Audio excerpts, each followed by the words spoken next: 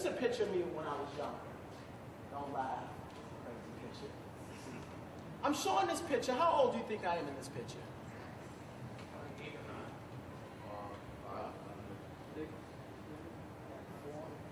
Who said 4? Okay, you're closest. I was 3 years old. I was 3 years old. My father wasn't really in my life much, especially after the age of 4. But one thing my dad taught me, my biological father taught me, which I appreciate, he said, you know, I was his first son. And he said he's going to ride a bike by his 3rd birthday. So I was closer to 3 than I was 4 in this picture. And my mother was like, oh, you can't have that boy out there. He said, no, he's going to ride the bike without training wheels at 3. What do you think this was about? What was this about? I'm asking you, what was this about? Pushing me? Pushing me to do what?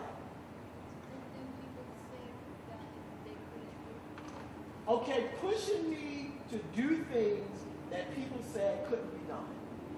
This was one of my first lessons in success right here. So I want to show you this picture, right? I mean, it's not like I got it at that age. It took me a while to understand this is what he was doing.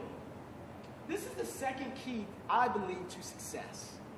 It is pushing past your comfort zone. Pushing past your comfort zone. People want to be great, but they don't want to grind. Can't have it that way. People want to get to this great level in life, but they want to stay comfortable. How many people heard of Michael Vick? Okay. Michael Vick, I mean, he's somebody that I admire.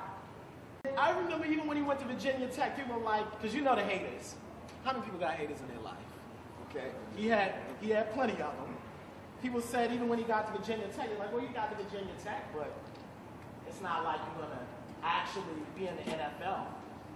And then I remember I think I was a junior at the time. The principal comes on the intercom and says, oh, we're about to have a special assembly. Everybody come down to the auditorium. We didn't know what it was. You just saw media and cameras and all these people around. Then here comes Michael Vick. And that was the day they were announcing that he was going to be drafted into the NFL. The very next day, his brother had 3 cars. I saw it with my own eyes. He had 2 Escalades, and I forget what the 3rd car was. I mean, life changed like that. But he worked for that. Because I saw it. I'm telling you this because the first step is believing. But I'm a believer, no pun intended, that faith without works is dead. How many people have ever heard that? Faith without works is dead. It's not enough to believe. You have to push past your comfort zone. So you said you want to be a patriarch, you said ballistics, you said being a pilot. I would encourage you, every single month, do something that scares you. I want you to write that down. This is a tangible goal. Every month, do something that scares you. Something that makes you feel uneasy. A comfortable life will not get you to the success that you wish to have. It's easy, but it won't get you where you need to be. You have to, you want to push yourself. Every month, do something that scares you. The third tangible tip, I believe, to success is having a whatever it takes and until it takes attitude. How many people have a younger sibling that's like, I don't know, a toddler, or a little bit older than a toddler, or maybe a cousin or a niece? Okay. I want to ask a question, even for those that didn't raise their hand. How long do you give a toddler to learn how to walk? How long do you give a toddler to learn how to walk? I was walking when I was 7 months. Girl. Well, you were walking, and I'm saying, how long do you give for them to learn how to walk? Until it takes. You say a year. Who said until it takes? I did. Until it takes. Okay? I hear people saying usually a year, but after a year, if the toddler isn't walking, what do you say? You say, well, you just need to give that up. No matter how many times a toddler falls, some takes months, like you said, some it takes years. But you do it until it takes. My problem when I hear people tell me their dreams is that people give their dreams a deadline.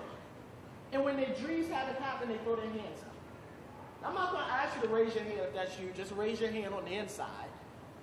And understand that when you give yourself a deadline, okay, if it didn't happen then, I understand it's disappointing, but it comes down to having an until it takes type attitude. I can't tell you how many things. Let me start with my second book. It's the most recent book that I wrote, Empowering Things with Will to Act. I couldn't see back there, but how many people had a chance to read this or glance at it? Okay, I appreciate it. This book, besides the fact that I wrote it in a low point in my life, and for those of you that read it, you see that from the very first chapter, there were goals that I had to reach monetarily and even getting this book out to people. And it didn't happen in the time span that I wanted to happen. This book didn't get published in the time span that I wanted it to happen in. I said that I wanted it to be a year. It ended up being 3 years. I'm not saying I wasn't disappointed. I'm not saying there weren't times I was depressed about it. But one thing that I've understood in life is that you gotta keep going. Have a whatever it takes attitude. Sometimes people give up right before their breakthrough is about to happen.